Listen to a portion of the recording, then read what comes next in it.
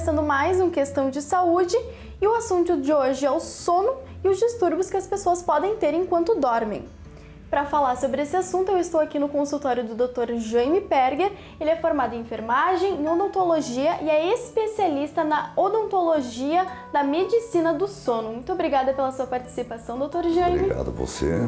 Então, para começar, o que é o sono? Bom, o que é o sono? O sono é uma necessidade fisiológica. Nós, seres humanos, temos dois ciclos. Nós temos o ciclo de vigília, isto é, o ciclo que estamos acordados, e temos o ciclo do sono. Nós, seres humanos, necessitamos do sono. Por quê?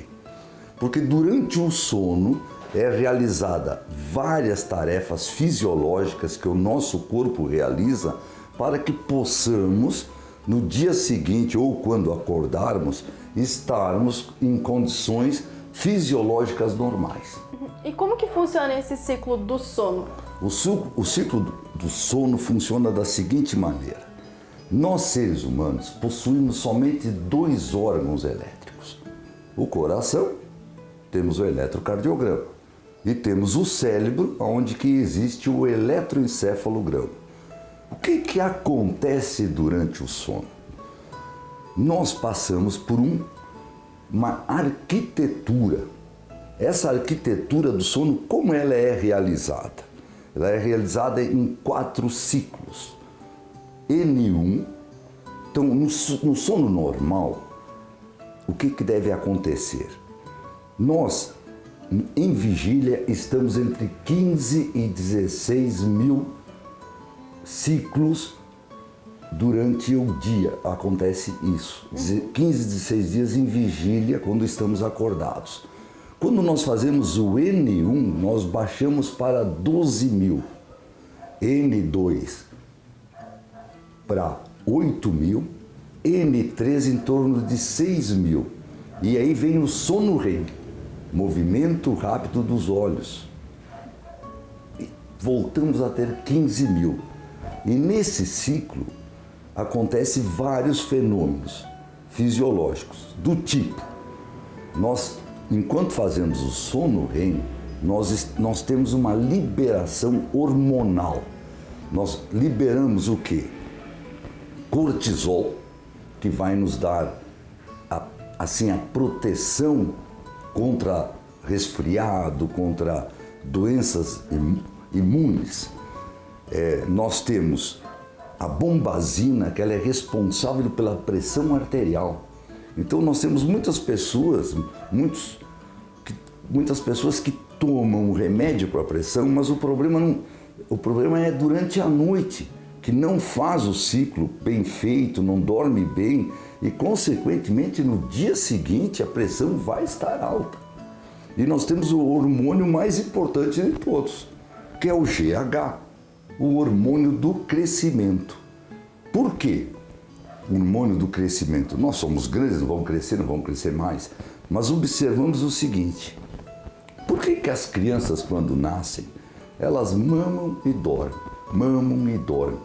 Nós, durante a vida, nós temos períodos necessários para dormir.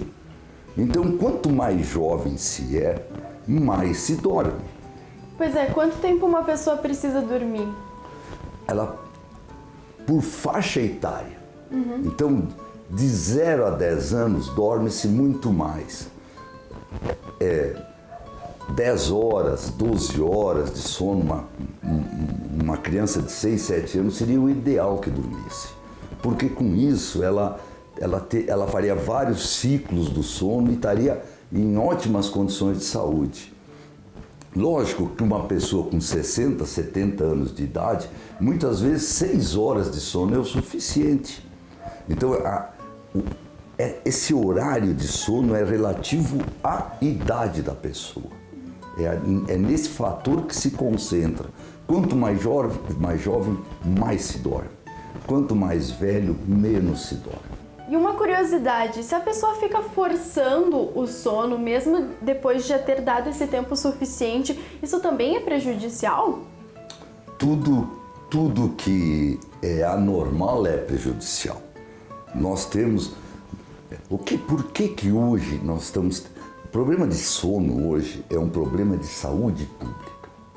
Nós hoje, se fôssemos levantar, infelizmente no nosso país não existem essas estatísticas, mas os países que fizeram essas estatísticas, são 1/4 da população tem problemas relativos ao sono. O que acontece com isso? Acontece que existem acidentes de trabalho, acidentes de trânsito, inúmeros tipos de...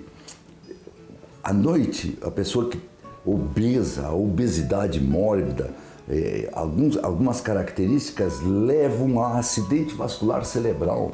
Então, se nós fôssemos observar seriamente, o sono ele é responsável por muitas patologias que acontecem. Nós temos no Código Internacional de Doenças, são 81 doenças relativas ao sono que são codificadas pelo CID, Código Internacional de Doenças. São 81 tipos de doenças.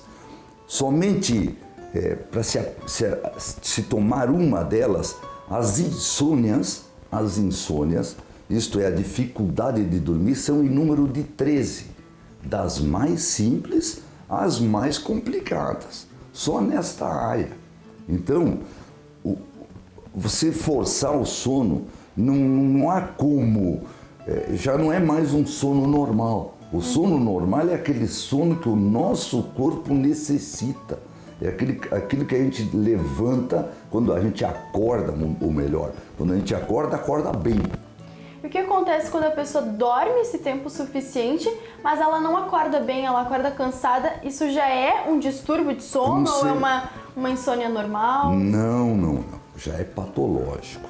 Você tem que pensar o seguinte, qual é o exame que se faz para a gente ter o que acontece durante o sono? É a polissonografia. A polissonografia é um dos exames, talvez dentro da medicina, mais completos, pois ela faz um estagiamento durante a noite de 17 partes do corpo. Você tem estagiamento das pernas, porque existe uma síndrome das pernas irrequietas, isto é, aquela pessoa que durante a noite não para de se mexer as pernas e no dia seguinte vai estar cansada, parece que caminhou a noite inteira. Nós temos dentro disso, nós temos uma cinta torácica, onde que é todo o nosso coração é todo monitorado. Durante a polissonografia é feito também todo um eletroencefalograma. Nós temos os termistor, que é para fazer a leitura da nossa respiração. Nós temos um fator assim muito importante na polissonografia, que nós conseguimos, através deste exame, o oxímetro, onde que é medido o oxigênio, para ver se durante a noite a pessoa realmente saturou o oxigênio. E isso no dia seguinte vai repercutir. No dia seguinte a pessoa está cansada, não está bem, dorme por qualquer coisa, parou para assistir televisão, está dormindo. Dentro do carro mesmo, ou entrou no ônibus 10 minutos, está dormindo, porque isso está diretamente relacionado à noite mal dormida. E o que faz a gente muitas vezes dormir mal? Nós temos fatores, que eu citei, a obesidade é muito importante, o posicionamento aonde a forma como a pessoa dorme, luzes no quarto, mesmo os LEDs de aparelhos ligados, o sono ele necessita de uma higiene. Existe uma higiene do sono.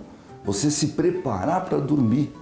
A gente se prepara se veste para sair, a gente faz um monte de coisas, mas a gente não se prepara, não se preocupa com o sono.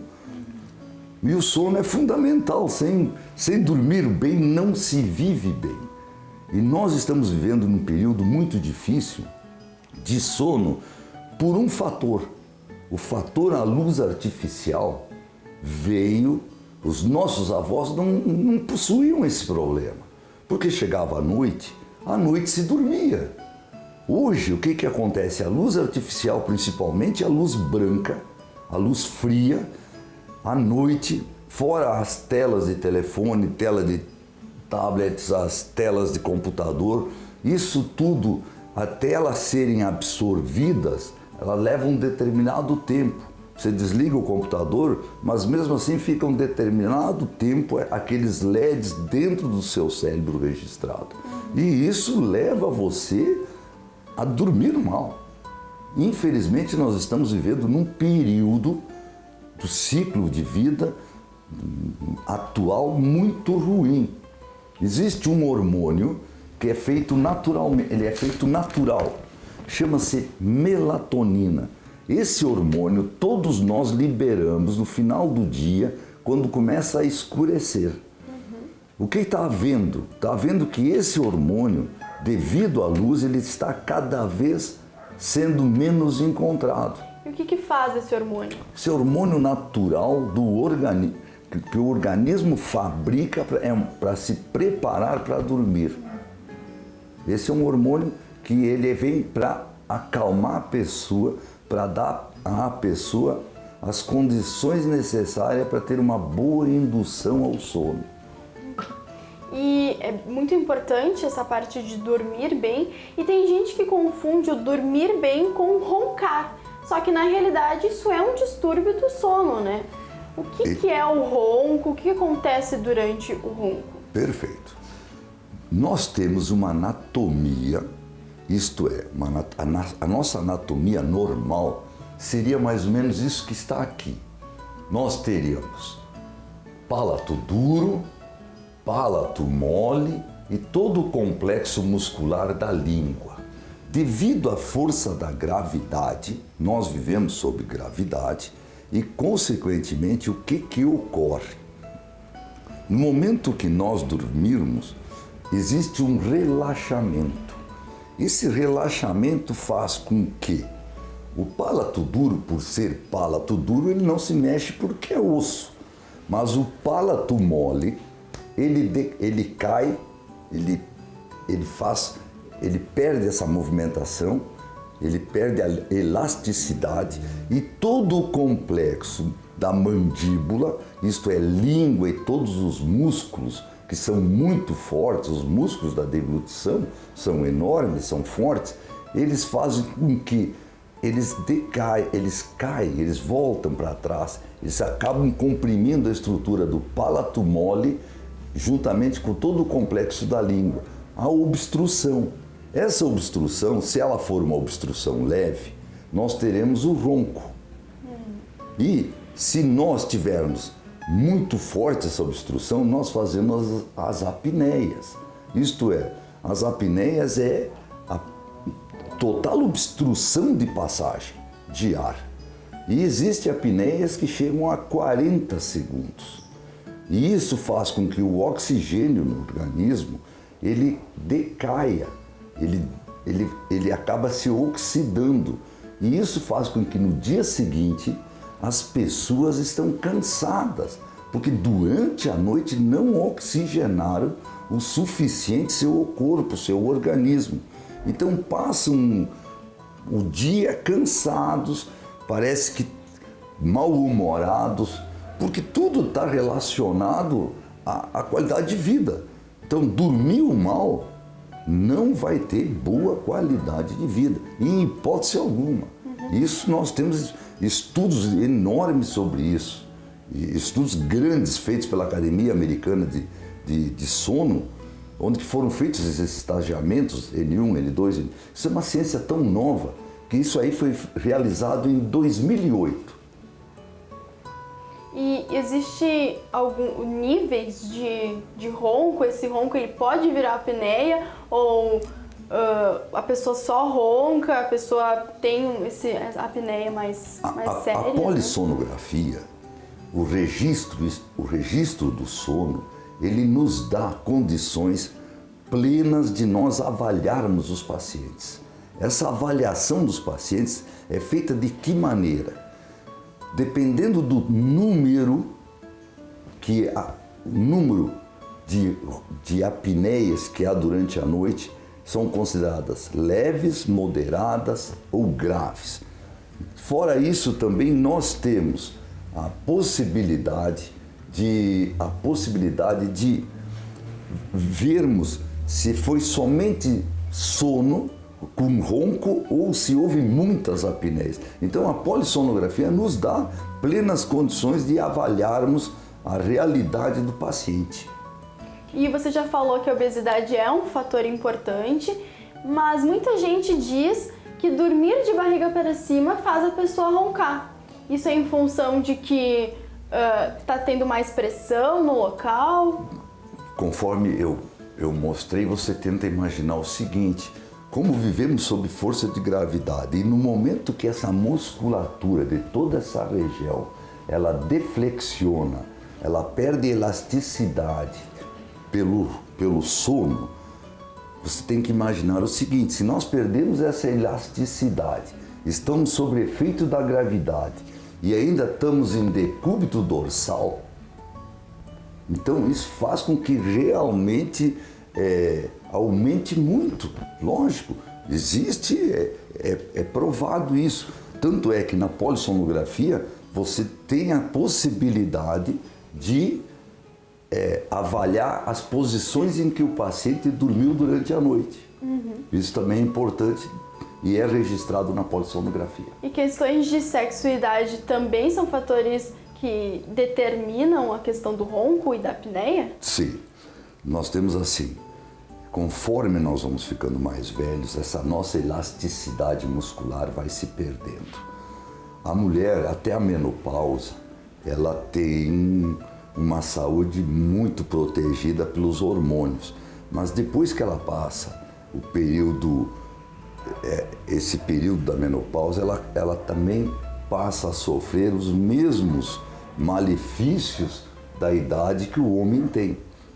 Então, conforme a idade vai passando, vai aumentando essas patologias relacionadas ao sono. Com certeza absoluta. Está relacionada à idade? Sim. Conforme a idade, quanto mais velho, menor elasticidade, maior dificuldade respiratória, com certeza maior número de apneias. E com certeza essas doenças elas têm tratamento, porque é o que o senhor faz. E como o senhor já falou, o diagnóstico é feito através da polissonografia. Mas o tratamento, como ele é feito? O tratamento, ele é um tratamento muitas vezes multidisciplinar. O médico pneumologista, o otorrinolaringologista, ele lida diariamente, o médico, até o próprio clínico geral, um geriatra, ele lida diariamente com essas patologias do sono. O paciente vai no consultório e se queixa que dorme mal, que está cansado. Então, tratamentos, existem 3 tipos de tratamento. São 3 tipos somente. Um é tratamento cirúrgico, que está sendo bastante avaliado, isto é, são casos estritamente bem indicados. Existem os PAPs, que são as máscaras utilizadas pelos, geralmente é um fisiologista que o médico encaminha para um fisiologista e ele faz a adaptação do aparelho, isto é, CPAPs, pressão aérea positiva contínua. É um aparelho que injeta ar. Então, se você está nessa condição, você vai levantar o palato mole e o ar vai passar. Tem vários tipos de PAPs. E o que nós trabalhamos, que a gente pensa ser menos agressivo ao paciente e com bons resultados, a gente tem observado com mais de 1000 aparelhos colocados, que o resultado é muito bom. A gente faz um aparelho de avanço mandibular. Isso é, se trabalha com o contrário dos PAPs. O PAP injeta o ar, faz com que o palato mole sobe. Nós fazemos o contrário, nós fazemos um avanço mandibular.